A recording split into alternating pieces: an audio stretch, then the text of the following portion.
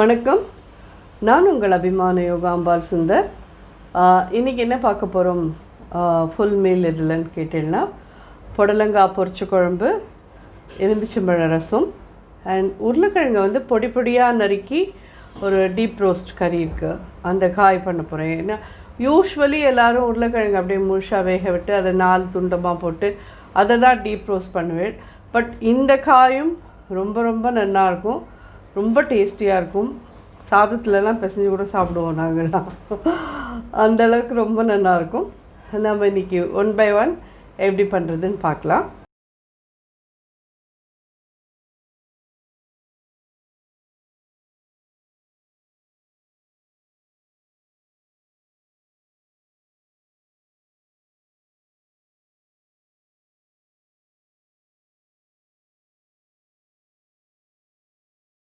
வந்து பொரிச்ச குழம்புக்கு வேணுங்கிறத வறுத்து எடுத்துக்கிறேன்.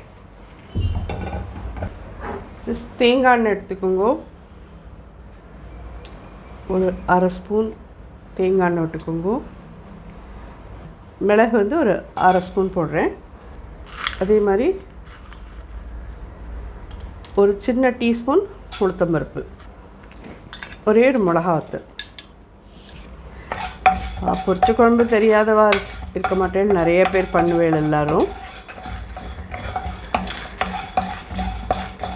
ஆனால் மிளகூட்டலுக்கும் பொரிச்ச குழம்புக்கும் இருக்கிற வித்தியாசம், பொரிச்ச குழம்புங்கிறது நம்ம தமிழ்நாட்டு இதில் பண்ணுற தஞ்சாவூர்காரா பண்ணுறது. ஆனால் மிளகூட்டல் அப்படின்னு சொல்கிறது, மிளகூட்டல்னு பேரே வழிய அதில் மிளகு யூஸ் பண்ண மாட்டா, மிளகா வத்தல் அண்ட் தேங்காய் ஜீரகம் வச்சு அரைச்சி விட்டுறது தான் மிளகுட்டல் அப்படின்பா.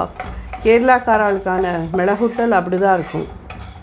இது வந்து நீங்கள் எவ்வளோ புடலங்காய் எடுத்திருக்கேன் அப்படின்னு சொல்லி கேட்டேன்னா, நான் ஒரு 1/2 கிலோ புடலங்காய் எடுத்திருக்கேன், ஒரு 4-5 பேர் சாப்பிட்ற மாதிரி.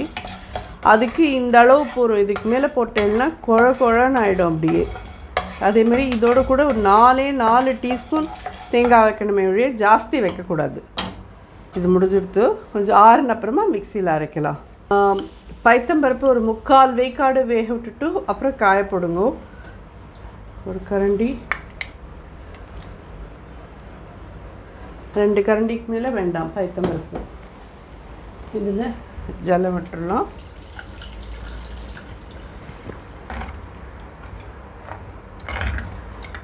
புடலங்காய் 1/2 கிலோ, உள்ளே இருக்கிற அந்த கதுப்பெல்லாம் மட்டும் எடுத்துகிட்டு பொடி பொடியாக நறுக்கியிருக்கேன், இதை இதில் போட்டுடலாம்.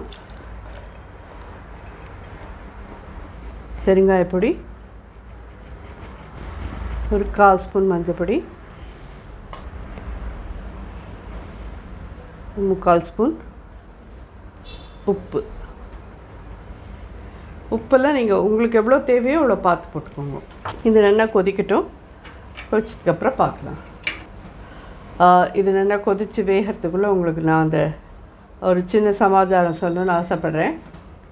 மாலைபக்ஷம்னா என்னன்றது நிறைய பேர் கேட்டுருக்கேன். இதில் நான் ஒரு இதில் படித்த இது தான். அதாவது சொர்க்கத்தில் வந்து கர்ணனுக்கு ஒரு நாளைக்கு ரொம்ப பசி வந்து தான். அப்போது அங்கே இருக்கிறவாள்கிட்டெல்லாம் போய் எனக்கு ரொம்ப பசிக்கிறது, எங்கே சாப்பிட்றது, எங்கே, அவளுக்கெல்லாம் ரொம்ப ஆச்சரியமாக இருந்துதான். சொர்க்கத்தில் இருக்கிறவாளுக்கெல்லாம் பசிக்கவே பசிக்காது, உனக்கு எப்படி பசிங்கிற அந்த உணர்வு வருது எங்களுக்கு தெரியலையே அப்படின்னு சொல்லி அவளாம் ஆச்சரியப்படுவாளாம். அவனுக்கு அப்படியே பசி தாங்காதான், ரொம்ப கஷ்டப்படுவானாம். அப்போ போய் பிரம்மாட்ட போய் கேட்பாராம், எனக்கு ரொம்ப பசிக்கிறது, நான் என்ன பண்ணுறது, எனக்கு சாப்பாடு வேணும் அப்படின்னு. அப்போ அவர் சொல்லுவாராம், உன்னுடைய ஆள்காட்டி விரலை உன்னோட வாயில் வச்சு சப்பு அப்படின்னு சொல்லுவாராம். சரின்னு அந்த ஆள்காட்டி விரலை அவனோட வாயில் வச்சுட்டு அவன் சப்பினதும் அவனோட பசி அடங்கி போயிடுமா. அப்போ உடனே அவன் கேட்பானா, எப்படி இது சாத்தியம், என்னோடய ஆள்காட்டி விரலை வாயில் வச்சுட்டதும் பசி அடங்கிடுது அப்படின்னு. நீ எத்தனையோ விதமான தர்மங்கள் பண்ணியிருக்க, தானம் பண்ணியிருக்க, ஆனால் நீ வந்து அன்னதானம் மட்டும் பண்ணதே இல்லை. ஏன் இந்த ஆள்காட்டி விரலுக்கு மட்டும் அந்த சக்தி இருந்ததுன்னு சொல்லி கேட்டேன்னா, உன்கிட்ட வந்து யாரோ ஒருவர் வந்து சாப்பாடு எங்கே கிடைக்கும் அப்படின்னு கேட்டபோது உன்னுடைய ஆள்காட்டி விரலால் அதுவும் அங்கே கிடைக்கும் அப்படின்னு சொல்லி நீ காமிச்ச, அதனால் உன்னுடைய ஆள்காட்டி விரலுக்கு மட்டும் அந்த பலன் உண்டு. அதை நீ வாயில் வச்சுனது உன்னுடைய பசி அடங்கிடுத்து அப்படின்னு சொல்லுவாராம். அப்போது இவன் பண்ணின இது நம்ம எத்தனையோ தானம் பண்ணியிருந்தாலும் அன்னதானம் பண்ணலேன்னு இவனுக்கு ரொம்ப ஃபீலிங்காக இருக்கும். அப்போது எனக்கு ஒரு 15 நாள் டைம் கொடுங்கோ, நான் கீழே போய் பூலோகத்துக்கு போய் எல்லாருக்கும் அன்னதானம் பண்ணணும்னு ஆசைப்பட்றேன், நான் நிச்சயமாக திரும்பி வந்துடுவேன் அப்படி. யாருக்குமே இந்த மாதிரி நாங்கள் பர்மிஷன் கொடுத்ததில்லப்பா, வந்தவா எல்லாரும் அப்படியே இங்கே இருக்க வேண்டியதான் அப்படின்னு சொல்லுவாராம். இல்லை எனக்கு தயவு செஞ்சு கொடுங்கோ, நான் அது ஒன்று மட்டும் செய்யாத இருக்கக்கூடாது அப்படின்னு கேட்டதும் சரின்னு அவனுக்கு ஒரு 15 நாள் அவர் கொடுப்பாராம். பூலோகத்துக்கு இந்த 15 நாளும் எல்லாருக்கும் எவ்வளோ தூரம் முடியுமோ அவ்வளோ தூரம் அவன் கையால் அன்னதானம் பண்ணிட்டு போவானாம். அப்போது அவர், நீ சொன்னபடி நீ திரும்பி வந்துட்ட, உனக்கு நான் என்ன செய்யணும், இந்தான்னு ஒரு வரம் கொடுக்குறேன், என்ன வேணும்னு கேளு அப்படின்னு சொல்லிட்டு. அப்போது அவன் வரேன்னு கேட்குறான். இந்த மாதிரி யாரெல்லாம் அவளுடைய மூதாதையர்களுக்கோசரம் இந்த 15 நாள் விரதம் இருந்து அன்னதானம் பண்ணி தர்ப்பணாதிகள் கொடுத்து எல்லாம் பண்ணுறாளோ அவளுக்கு எனக்கு நீங்கள் கொடுத்தா மாதிரி எல்லா நற்பதவிகளும் கொடுக்கணும் அப்படின்னு கேட்டுக்கிறானோ. அதே சமயம் அவரும் சொல்கிறாராம், இந்த அதாவது பித்ருலோகத்தில் இருக்கிறவாள்லாம் இந்த 15 நாளைக்கு கீழே போய் அவளுடைய வம்சாவளிகள் அவளோட மூதாதையர்களை நினச்சி தர்ப்பணாதிகள் இது கொடுக்குறாளா, அன்னதானம் பண்ணுறாளான்னு பார்த்துட்டு அவளுக்கு வேணுங்கிற ஆசீர்வாதத்தை பண்ணிட்டு வரட்டும் அப்படின்னு சொல்கிறா. ஸோ இந்த மாலையபக்ஷம் அப்படிங்கிற இந்த 15 நாள் ரொம்ப ரொம்ப ரொம்ப எல்லாருக்குமே ஒரு முக்கியமான ஒரு இது. இந்த 15 நாளைக்கு சும்மா எல்லோரும் ஒரு கேலிக்கு கூட சொல்லுவாள், பித்ருலோகத்தை க்ளீன் பண்ணி இது பண்ணி 15 நாளைக்கு அங்கே யாரும் இல்லாமல் நல்லா வாஷ்லாம் பண்ணி க்ளீன் பண்ணுறா அப்படின்னு ஒரு கலாட்டாக்காக சொல்லுவாள். அப்படி இல்லை, அப்படி கலாட்டாக்கு வேணால் சொல்லிக்கிட்டோம், ஆனால் அவள் எல்லோரும் கீழே நம்மளெல்லாம் பார்த்து நமக்கு ஆசீர்வாதம் பண்ணிட்டு போகிறா அப்படிங்கிறது தான் நிஜம். அப்படி பார்த்தேன்னா சொல்லுவாள், நம்ம பித்ருலோகம் அப்படிங்கிறதுல நம்மளோட மூதாதையர்கள்லாம் அங்கே இருக்கா அப்படின்னு நினச்சேன்னா கிடையாது. இப்போ நம்ம பாட்டி நம்ம தாத்தா யாரான ஒருத்தர் போயிட்டா அப்படின்னு சொன்னால் அவளோட என்ன சொல்கிறது, அவளை இது பண்ணுறக்கூடிய இதுவாக ஒரு ஆத்மா அங்கே இருந்துட்டுருக்கும். அவள் தான் அங்கே இருந்துட்டு சரி அந்த தாத்தா பாட்டிக்கான காரியங்கள்லாம் சரியாக நடக்கிறதா ஓகே அப்படின்னு பார்த்துட்டு இருப்பாளே ஒழிய, நம்ம தாத்தா பாட்டிலாம் அதுக்கப்புறமா அடுத்த ஜென்மா அதுக்கு அடுத்த ஜென்மா அந்த ஜென்மா எடுத்துகிட்டு போயிட்டே இருந்துட்டுருப்பா. ஜென்மா இல்லாதவா பகவானோட கூட இருந்துகிட்டே இருப்பாள். ஆனால் போனவா எல்லாரும் அங்கே பித்ருலோகத்தில் தங்கிட்டான்னா பூமியை விட அங்கே ஜாஸ்தியாக போயிடும். அதனால் நமக்கு நம்மளுடைய மூதாதையர்களை நினச்சி அவளுக்கு வேணுங்கிறதெல்லாம் நம்ம பண்ணணுங்கிறது, அந்த ஒரு 15 நாளைக்கு நம்ம அவளை நினச்சி எல்லாம் பண்ணி அவளோட ஆசீர்வாதங்களை நம்ம பெறணும் அப்படிங்கிறது தான் இதோட இது. எல்லா இதுவுமே ஒரு காரண தான் நம்மளுடைய மூதாதையர்கள்லாம் ஏற்படுத்தியிருக்கா. இதுவும் அந்த மாதிரி ஒரு காரண காரியத்தோடு தான் ஏற்படுத்தியிருக்கா. இது உங்கள் எல்லாருக்கும் புரிஞ்சிருக்கும்னு நினைக்கிறேன் கண்டிப்பாக. அதனால தான் இந்த சமயத்தில் சாத்வீகமான உணவு சாப்பிடணும்.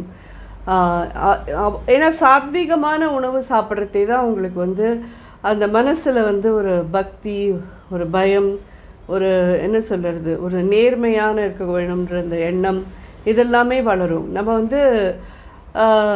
கட்டாமுடான வெங்காயம் பூண்டு அதெல்லாம் சாப்பிட்டோன்னா நமக்கு எதிர்மறையான எண்ணங்கள் அதுலேருந்து வரக்கூடிய இது இருக்குதுன்னு பெரியவாள்லாம் சொல்லியிருக்கா. பட் நம்ம எல்லாத்தையும் இந்த நாளில் அப்படி சொல்ல முடியாது.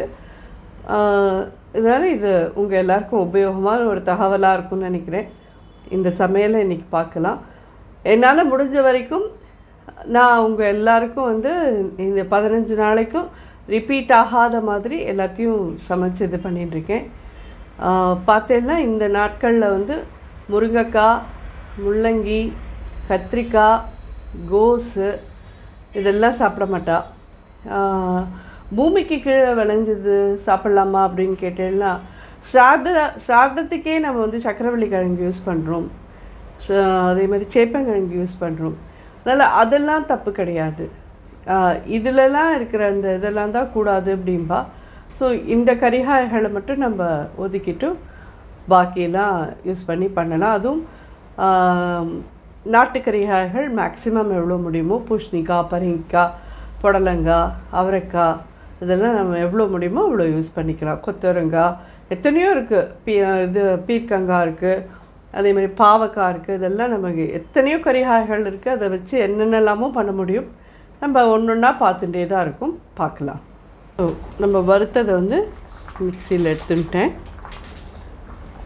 இந்த உளுத்தம்பருப்பு, மிளகு, மிளகாவத்தெல்லாம் எடுத்துட்டேன்.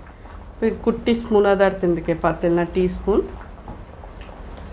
ரொம்ப போட்டோம்னா குழ குழன்னு ஆகிடும்.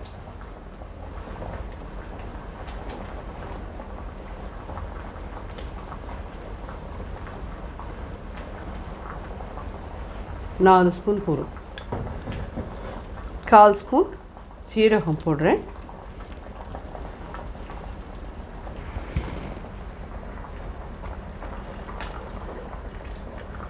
நல்லா அரைச்சிட்டோம். பார்த்தீங்கன்னா உங்களுக்கு தெரியும். இது கூட்டும் புடலங்காய் நல்லா வெந்திருக்கும் பாருங்கள்.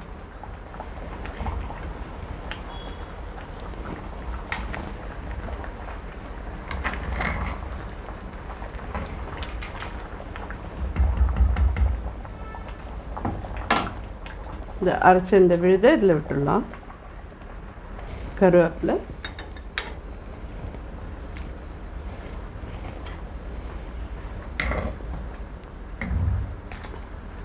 பொரிச்ச குழம்புங்கிறது இந்த குழம்பு கன்சிஸ்டன்சியில் தான் இருக்கணும். பொரிச்ச கூட்டினா இன்னும் கொஞ்சம் கெட்டியாக பண்ணலாம். ரெண்டுத்துக்கும் ஒன்றும் பெரிய வித்தியாசம் கிடையாது. அரைச்சி விடுறதெல்லாம் ஒரே இது தான். இன்னும் கொஞ்சம் நாளை கொதிக்க விட்டு கெட்டியாக்கிடணும், அவ்வளோதான். ரெடி ஆகிடுது. ஸோ இதுக்கு தேங்காய் எண்ணெயில் கடுகு உளுத்தம்பருப்பு தாளித்து கொட்டினோன்னா முடிஞ்சுது. அடுப்பை அணைச்சிடுறேன். இது தேங்காய் நம்ம அரைச்சி விட்டப்புறமா 2 மினிட்ஸ் கொதிச்சா போதும். தேங்காய் எண்ணெய் 1 ஸ்பூன்,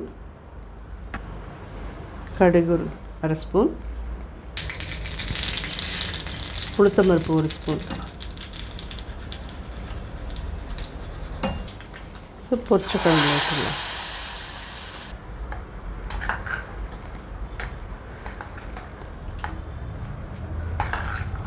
இப்போ எலுமிச்சம்பழம் ரசம் வைக்கலாம்.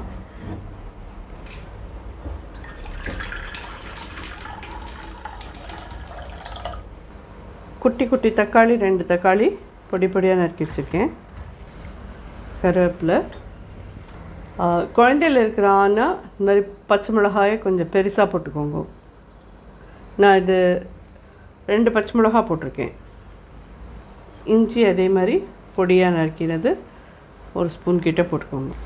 மஞ்சப்பொடி 1/4 ஸ்பூன், சாம்பார் பொடி ஆர் ரசப்பொடி உங்கள்கிட்ட என்ன இருக்கோ அது போடுங்க. ரசப்பொடி போட்டேன்னா ஒரு 1/2 ஸ்பூன், பெருங்காயப்பொடி,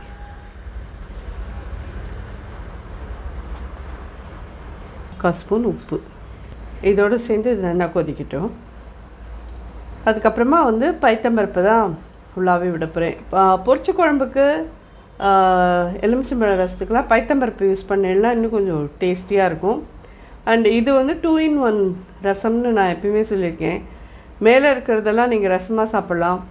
கீழே தங்கி இருக்கிறது எல்லாத்தையும் டால் மாதிரி யூஸ் பண்ணிக்கலாம். இஞ்சி, பச்சை மிளகா, தக்காளி எல்லாம் இருக்கும். அதை நீங்கள் சப்பாத்திக்கு கூட தொட்டுன்னு சாப்பிட்றலாம் ராத்திரி. ஸோ அதனால் இது 2 in 1 ரசம் இது.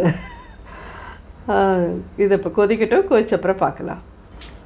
இது ஒரு 10 மினிட்ஸ் நல்லா கொதிச்சுடுத்து. இதில் இருக்கிற பச்சை வாசனை எல்லாம் போய்டுத்து. இப்போ நம்ம இந்த பைத்தம்பருப்பு ஜலத்தை இதில் விட்டுடலாம்.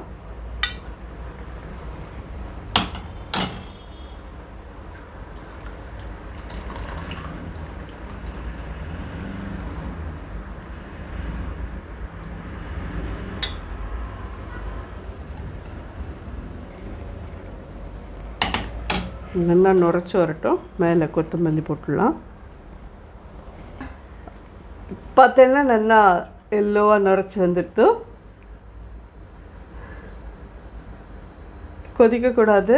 நுரைச்சி வந்ததும் அணைச்சிடலாம். ஒரே ஸ்பூன் நெய் விடுறேன் ரசத்துக்கு தாளிக்கிறதுக்கு. நெய்யில் தாளித்தா தான் ரசம் எப்பயுமே மணமாக இருக்கும்.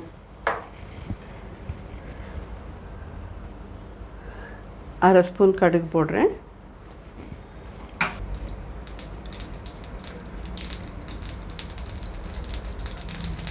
கடுகு வெடிக்கிறது. மிளகு ஜீரகப்பொடி அரை ஸ்பூன்.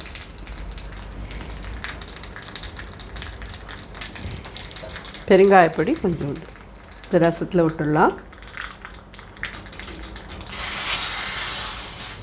கொட்டிட்டு தான் லெமனை புழியணும்.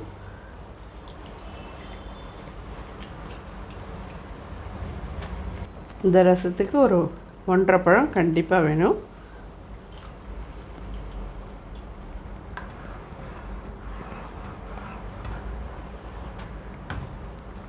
ஜம்முன்னு இருக்குல்ல ரசம் பார்க்குறதுக்கே. ஸோ இது அப்படியே மூடி வச்சிடலாம். உருளைக்கிழங்க இந்த மாதிரி பொடி பொடியாக நறுக்கியிருக்கேன். தோலோடையே நறுக்கியிருக்கேன். தோலோடு பண்ணுறதுங்கிறது ஒரு நல்ல இது தான். இது ரொம்ப உடம்புக்கும் அவ்வளோ தூரம் இதாகாது. இது மாதிரி பொடி பொடியாக நறுக்கிக்கோங்க. ஸோ இப்போ இதை பண்ண ஆரம்பிக்கலாம்.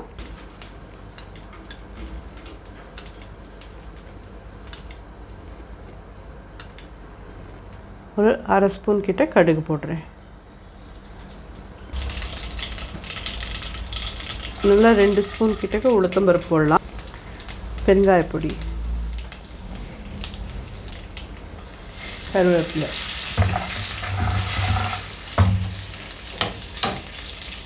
தனியாக எடுத்துட்டு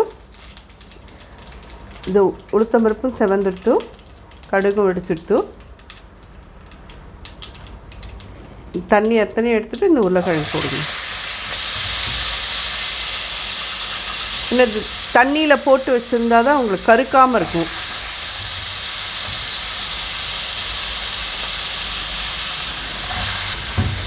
உருளைக்கிழங்கு எவ்வளோன்னு கேட்டேன்னா இதுவும் ஒரு 1/2 கிலோ எடுத்துருக்கேன். நான் காய்க்கு தேவையான உப்பு நல்லா 1 ஸ்பூன் வரைக்கும் போட்டுருங்க. மஞ்சப்பொடி ஒரு 1/4 டீஸ்பூன்,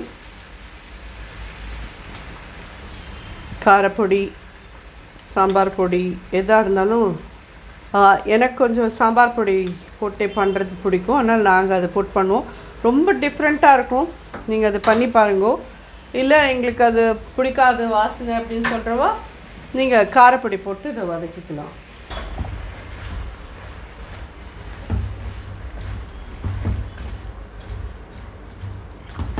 இதை நல்லா மூடி விட்டு வதக்க விடலாம். இனிஷியலி கொஞ்சம் மூடி வதங்கினா தான் வதங்கும். அதுக்கப்புறமா நம்ம நல்லா திறந்து வச்சு வதக்கலாம். ஃபஸ்ட்டு ஒரு 5 மினிட்ஸ் to 7 மினிட்ஸ் லிட்டை க்ளோஸ் பண்ணி வதக்குங்கோ. அப்புறமா திறந்து வச்சுட்டு மெதுவாக ரோஸ்ட் பண்ணிடலாம். இந்த மாதிரி ரெடி ஆகிடும். இதில் தண்ணி இல்லை, நல்லா ரோஸ்ட் ஆகிருக்கு பாருங்கள். நான்ஸ்டிக்கில் தான் பண்ணணுமா? இல்லை, இண்டாலியம் கடாயிலெல்லாம் ஜம்முன்னு வரும். இதை விடவே நல்லா வரும். இன்னும்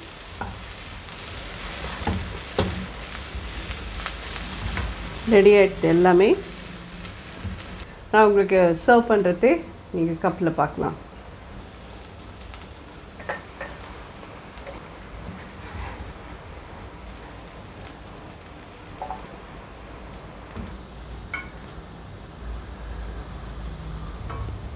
எலுமிச்சம்பழம் ரசம்,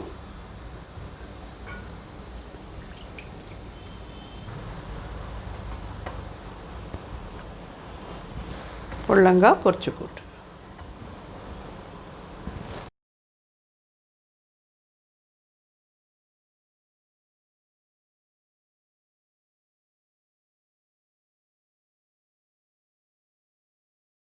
புடலங்காய் பொரிச்ச குழம்பு, எலுமிச்சம்பழம் ரசம், உருளைக்கிழங்கு பொடி பொடியாக நறுக்கின கறி ரெடி.